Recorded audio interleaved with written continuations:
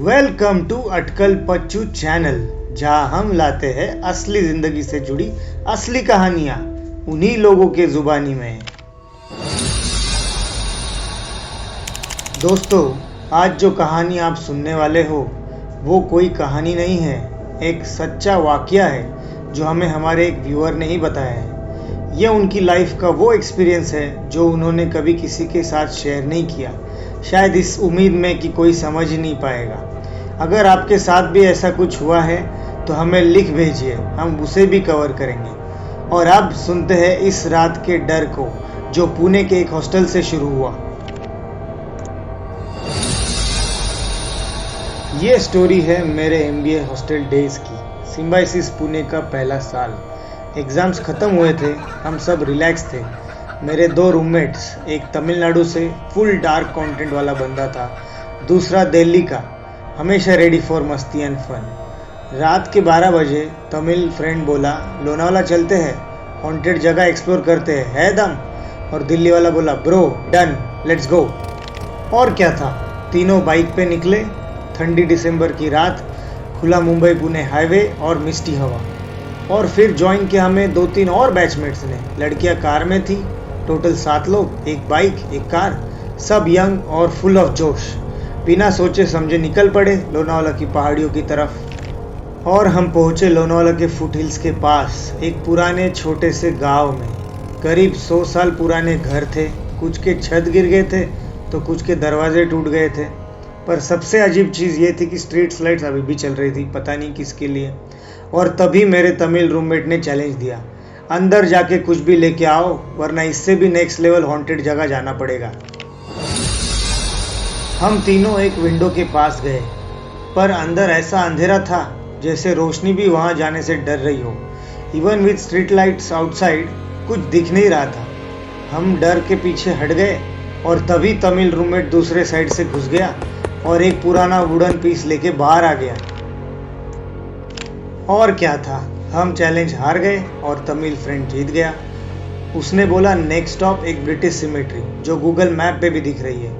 जब हम वहाँ पहुँचे तो गेट पे लिखा था 1912 और ताला लगा हुआ था।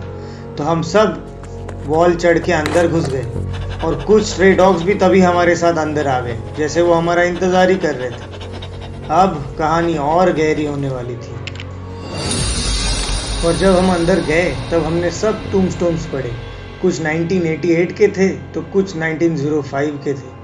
और तभी हमारी एक आसामीज बैचमेट, जो अब तक किसी से बात नहीं कर रही थी, अचानक डॉग्स के साथ बात करने लग गई, किसी अलग ही लैंग्वेज में, जो ना आसामीज लग रही थी ना हिंदी ना कोई जानी पहचानी। हम सब कंफ्यूज हो गए क्योंकि वो हमें भी जवाब दे नहीं रही थी, बस कुत्तों के साथ बातें कर रही थी कुछ अलग ही लैंग्वेज में, जैसे कोई ट्रांस में चली गई हो। और तभी तमिल दोस्त की भी फटने लग गई। उसने बोला, बस भाई अब हो गया, नेक्स्ट सेक्शन में जाते हैं, फ़ोटो खींचते और निकल लेते हैं।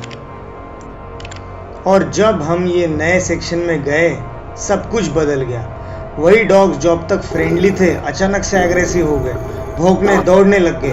और आसामीज लड़की जो अब तक किसी जिब्रिश लैंग्वेज में बात कर रही थी चिल्लाने लग गई। हम लोग तो डर ही गए, डर के मारे फ्रीज ही हो गए। दिसंबर की ठंड थी लेकिन हवा गर्म लगने लग गई। ऐसा लगा कुछ सही नहीं है, यहाँ जान बचा के भागना ही बेहतर है। कोई प्लान नहीं था, थे तो बस हमारे इंस्टिंक्ट्स।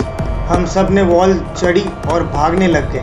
बाइक्स कार जो मिला उसे लेके जैसे तैसे हॉस्टल पहुंच गए। उस रात हमें किसी को भी नींद नहीं आई। वो 10 मिनट जैसे कोई हॉरर मूवी थी जिसमें हम सब एक्टर्स थे और विक्टिम भी थे। अगले दिन क्लास के बाद सब मिले।